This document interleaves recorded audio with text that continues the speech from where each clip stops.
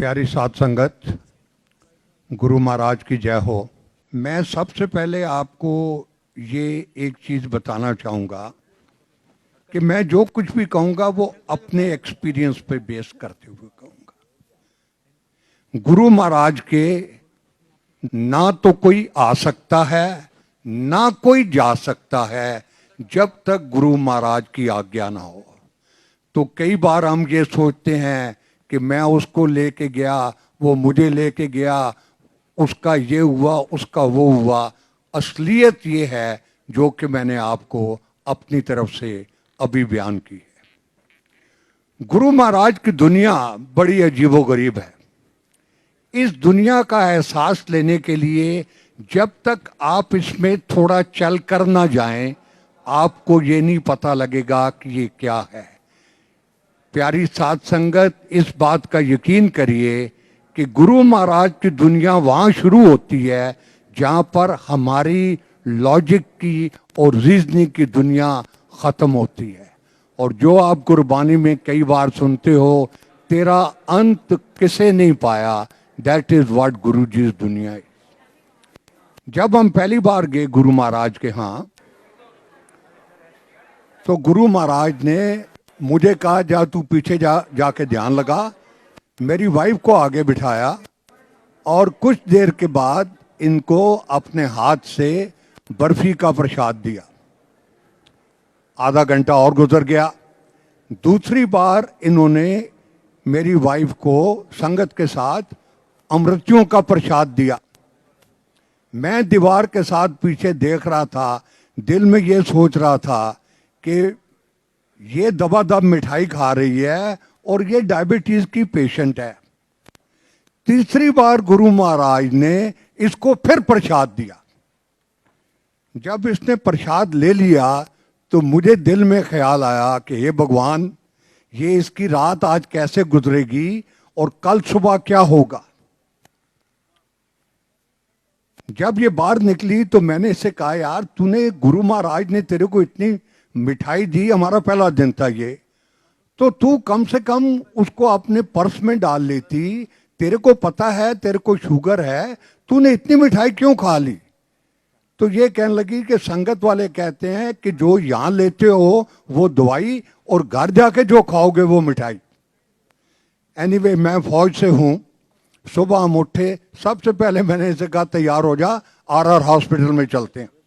RR hospital में गए इसका ब्लड टेस्ट कराने के लिए। इसकी रीडिंग जो नॉर्मली फास्टिंग की 170 और 200 के बीच में होती थी, 107 थी।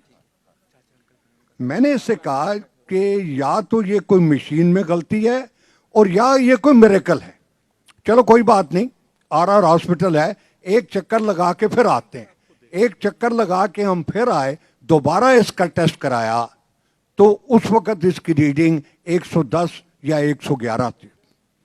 तो मैं आपको ये कहना चाहता हूँ कि ये गुरु महाराज की ऐसी दुनिया है जिसका एहसास आप उसी वक्त कर सकते हैं जिसको आप फील करते हैं। बयान करने से शायद ऐसा एहसास नहीं होता। मैं फौज से हूँ। ये जो किस्सा मैंने आपको बताया है ये 27 मार्च 1999 का है। हमें गुरुजी का एहसास था तकरीबन 95 में, और सुनते थे कि जलंधर वाले बाबा जी हैं और इनके यहाँ बहुत लोग जाते हैं। जब मैं गया तो मुझे बड़ी देख के हैरानगी हुई कि मैंने इनकी संगत में कम से कम हाफ ए डजन तो आर्मी चीफ देखे, 3-4 प्राइम मिनिस्टर देखे, इंक्लूडिंग डॉक्टर मनमोहन सिंह। ये जो आज के प्रेसिडेंट हैं इनको एक बार से ज्यादा देखा। तो मेरे दिल में ख्याल आया कि ये ऑर्डिनरी जलंधर वाले बाबा जी नहीं हो सकते, कि ये भारतवर्ष है, अगर ये सब लोग यहां आ रहे हैं तो ये कोई और ही बात है। लेकिन it hardly grew on me. एक दिन मैं बैठा हुआ तो गुरु महाराज मुझे कहते हैं, जानू साहब ये सारे प्रोफेसर हैं, इन्हन मिलो। तो मैंने उनसे बात की। उनका नाम था प्रोफेसर अमरीक सिंह। गुरु जी इनके स्टूडेंट थे।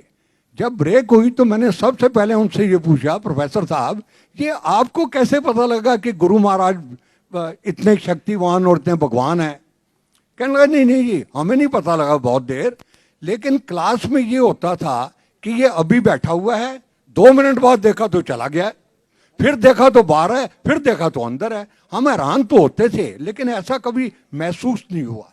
ही से स्टिल वन डे हमारे कॉलेज के कंपाउंड में एक स्नेक आ गया, बहुत लोग इकट्ठे हो गए उस स्नेक को मारने के लिए। ये फटाफट आए, इन्होंने स्नेक के ऊपर कुछ ऐसे हाथ से इशारा किया, वो स्नेक चुप करके निकल गया। तो मैंने दिल में कहा, मैंने कहा यार it is one of those thing which could happen. मैंने कहा कुछ और? कहने लगी हाँ एक और किस्सा भी हुआ। मैं कहा बताओ जी सर जी वो क्या है? कहने लगी जी हम क्लास में बैठे हुए थे तो 2 लड़के बात कर रहे थे, तो इन्विजिलेटर एग्जाम था, इन्विजिलेटर ने उनको पकड़ लिया, जिसमें गुरुजी थे और एक और लड़का था। इनको प्रिंसिपल के पास ले गए। तो प्रिंसिपल ने पूछा कि क्यों तुम बातें कर रहे थे? वो लड़का कहने लगा जी सर हम बातें नहीं कर रहे थे, मैंने इनसे पेन मांगा, मेरी स्याही खत्म हो गई थी पेन की, तो ये बात हुई। तो गुरुजी से पूछा, उसने कहा जी इसके पेन की स्याही खत्म हो गई थी, इसने पेन दिया, मैंने स्याही इसको भर के दे दिया पेन। तो वो कहने लगा इन्विजिलेटर के सर ये झूठ बोल रहे हैं, इनके पास कोई स्याही की दुहात ही नहीं थी, तो इसने स्याही कैसे भर दी? प्रिंसिपल गॉट अप, ही टुक ए पेन, कहता अच्छा तू स्याही भर सकता है ना पेन में, ये ले पेन, इसमें स्याही भर। गुरु महाराज ने उसकी कैप उतारी, फूंक मारी और पेन प्रिंसिपल को वापस कर दिया। उसने लिखा, इसने लिखना शुरू कर दिया पेन ने। कहते अच्छा ये तो कुछ अजीब मामला है, wait. He got up, took another pen from his अलमारा। उस पेन को पहले टेस्ट किया कि इसमें स्याही तो नहीं है, बिल्कुल नहीं थी, फिर गुरु महाराज को दिया। गुरु महाराज ने फिर फूंक मारी, उसने फिर लिखना शुरू कर दिया। And then the principal got up and touched his feet. तो ये चीजें आपके ग्रो करने में बहुत टाइम लगता है। एक बार हम गुरु महाराज की संगत में गए, तो छुट्टी लेते वक्त गुरु महाराज मेरी वाइफ को कहते हैं जा आंटी तू जा सैर करा कोमा, जा अमेरिका कोमा। हम बाहर निकले तो मैंने अपनी वाइफ को कहा यार गुरुजी ने तेरे लिए जगह बड़ी अच्छी चुनी है, ना तेरा पासपोर्ट है, ना हमें अमेरिका में कोई जानता है, ना कभी हमने ख्वाब में सोचा है कि हम अमेरिका जाएंगे घूमने के लिए। पर मैंने कहा कोई बात नहीं, गुरुजी ने कम से कम तेरे स्टैंडर्ड को ध्यान में रखते हुए जगह तेरे को अच्छी बताई। अगले दिन जब हम वापस आए छोटे मंदिर में, तो गुरु महाराज कैबिनेट के ऊपर बाहर बैठे हुए थे। आम तौर पे गुरुजी से बात करना इम्पॉसिबल था, कभी हिम्मत ही नहीं पड़ती थी। कभी गुरु महाराज अपने आप बुला के बात कर लें तो सोचते थे आज बारिश होगी, वरना बात करने का चांस नहीं होता था। उस दिन I picked up my army courage and I walked up to Guruji. मैं गुरु महाराज आपने कल शील को कहा है कि तू अमेरिका घूमा, गुरुजी साड़ा तो कोई अमेरिका है नहीं। और मैं क्या गुरुजी साड़ी बेटी की शादी जी तुसी ब्लैस की सी, वो बेटी घाना से अफ्रीका च, ते अमेरिका तो गुरु जी साड़ा कोई है नहीं। अच्छा अच्छा अच्छा, वो बेटी क्या ना, मैं क्या जी आरती, हाँ हाँ हाँ, आरती कितने के गाना गाना, गुरु जी का हाँ गाना अफ्रीका में। ओहो जनरल साहब कोई गल नहीं, जाओ तुसी भी अमेरिका घूमो। I heard this sat down when we came out, passport बनवाया and it is exactly it transpired like that. Guru Maharaj के मुंह से एक लफ्ज भी निकला हुआ हम लोगों को समझ नहीं आती, वो कभी आगे पीछे नहीं हो सकता। इसी तरह मेरे मन में ये विश्वास एक बैठ गया कि मैं कोई काम भी किसी का भी करना चाहूं, अगर मेरे से ना हो सके तो चिंता वाली कोई बात नहीं, गुरु महाराज हैं ना। तो मैं फौज से हूं, मेरे एक बड़े अच्छे दोस्त हैं जनरल अजय सिंह। मैंने अखबार में देखा कि लिखा हुआ था general Ajay to be governor of Assam. तो मैंने इनको रिंग किया, मैंने कहा यार तेरा दिमाग पागल है, अभी असम घूम के आए हैं, 7 साल वहां लगा के आए हैं, वहां रोज गोली चलती है, अगर तूने गवर्नर जाना ही था तो कहीं राजस्थान में चले जाते। कहने लगा नहीं चंदर, दिस ऑफर केम, तो मैंने कहा चलते हैं। मैं कहा चलो कोई बात नहीं, आप जा रहे हो, गुड लक टू यू, हमारे एक गुरु जी हैं, उनकी ब्लेसिंग लेते जाना। कहने लगा ठीक है। मैं गुरु महाराज के यहाँ आया तो मैं, गुरु जी एक मेरे दोस्त हैं अजय सिंह, वो आसाम में जा रहे हैं, मेरी बेनती है कि आप उनको ब्लेस कर दो। तो Guru ji even did not look towards me as if he has not heard at all. तो मैंने सोचा शायद गुरु महाराज की ये मर्जी नहीं होगी।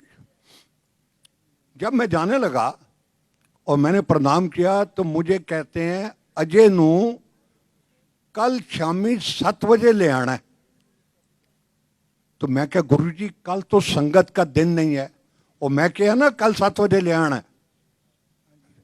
हम गए, अजय को रिंग किया, अगले दिन 7 बजे पहुंच गए। हम संगत में, कोई उस दिन संगत का दिन नहीं था, हम कोई 10-12 आदमी थे। इतनी देर में एक सरदार जी आए, अच्छे बुजुर्ग, उन्होंने जनरल अजय को बड़ी जोर से नमस्कार किया, क्या हाल है जनरल साहब, ये वो। तो Ajay gave a very Luke warm response, हाँ जी ठीक है ऐसे। तो ये सरदार जी कहने लगे कि आपने शायद मुझे पहचाना नहीं। तो अजय कहने लगा जी माफी चाहता हूँ, शायद नहीं पहचाना हो। कहने लगा जी एक बार आप वहाँ आए थे और आप जलंधर आए थे और आपने मेरे घर में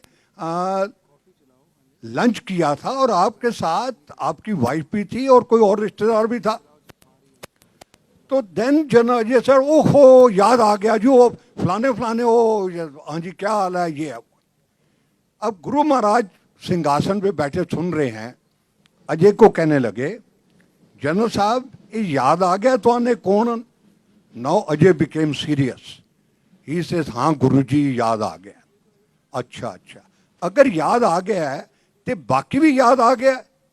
now Ajay became more serious and he says हाँ गुरुजी बाकी भी याद आ गया। अगर बाकी याद आ गया गुरु महाराज सेड, तो फिर इन लोगन दसो तो के याद आया।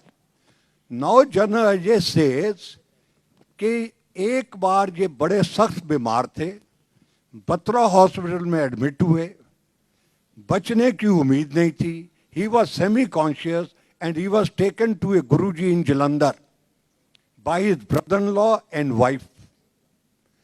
और गुरु महाराज ने इनके कंधे के ऊपर हाथ रख के कहा कि जनरल साहब खड़े हो जाओ, आपको ठीक भी करना है और गवर्नर भी बनाना है।